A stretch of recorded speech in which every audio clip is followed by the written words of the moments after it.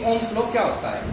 तो एक बार हम इसकी डेफिनेशन पढ़ते हैं कि Ohm's law states that the flow of current in a circuit is directly proportional to the voltage across the terminals of the circuit. अगर इसी को हम शुद्ध भाषा में सीखे तो किसी भी सर्किट के अंदर जितना करंट का फ्लो रहा वो डायरेक्टली प्रोपोर्शनल होता है, इक्वल होता है किसके, जितनी वोल्टेज उसके अंदर सर्किट के अंदर सप्लाई की गई है। ठीक है, अब इस डेफिनेशन के अकॉर्डिंग हमारा फॉर्मूला आ गया कि V जो है वोल्टेज डायरेक्टली प्रोपोर्शनल है I के, और जो voltage I stands for current and R stands for resistance.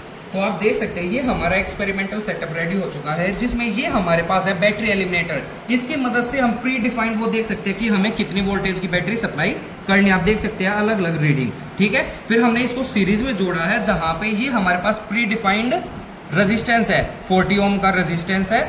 ये हमारे पास एम मीटर है, एम मीटर को हमेशा सीरीज में लगाया जाता है।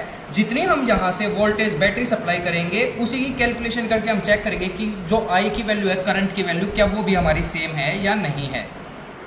अब आप देख सकते हैं कि हम इसके अंदर वोल्टेज की सप्लाई कर रहे हैं और हमारी वोल्टेज की सप्लाई कितनी है, 2 वोल्ट की। अब आप देख सकते हैं कि इसके अंदर 0 से लेके 1 के बीच में टोटल 20 पार्ट्स है। तो एक जो यूनिट है उसकी मेजरमेंट है 0.05 एम्पियर। अब इसी को ही हम कैलकुलेट करके भी बोर्ड पे देख लेते हैं। जैसा कि अभी आपने देखा कि हमने वोल्टेज सप्लाई की थी 2 वोल्ट की, रेजिस्टेंस हमारे पास फिक्स है कि 40 ओम का है। तो अब हमारे पास 2 वोल्ट डिवाइडेड बाय रेजिस्टेंस हमारे पास कितना है, 40 ओम। तो इसकी जो कैलकुलेशन अगर हम करेंगे तो ये आती है 0.05 एम्पियर, और यही वैल्यू जो है हमारे एम मीटर ने इसके अंदर भी शो की थी। अब देखिए, अब हम अपनी जो वैल्यू है बैटरी एलिमिनेटर में से वो हमने 4 वोल्ट की ले ली है। तो 4 वोल्ट पे से आप देख सकते हैं कि ये जो है एम मीटर के अंदर रीडिंग वो 0.01 की वैल्यू आई है। अब इसी को ही हम चेक करके देखते हैं।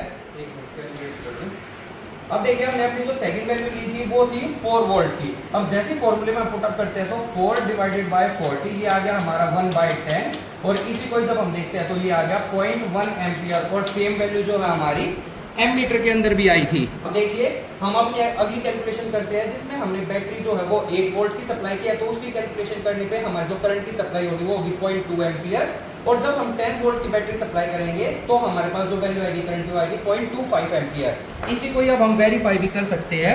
ये देखिए कि जब हम 8 वोल्ट की बैटरी की सप्लाई की है तो हमारी जो वैल्यू आई है वो आई है 0.2 एम्पियर, और जब इसी को ही हम 10 वोल्ट की सप्लाई कर देते हैं तो इसकी जो वैल्यू हो गई है वो कितनी हो गई, करंट की वैल्यू 0.25 एम्पियर। और इसी से हमारा प्रूव होता है कि जितनी हमने वोल्टेज बढ़ाई उतनी ही करंट की वैल्यू भी बढ़ती गई, और ओम्स लॉ प्रूव हो गया।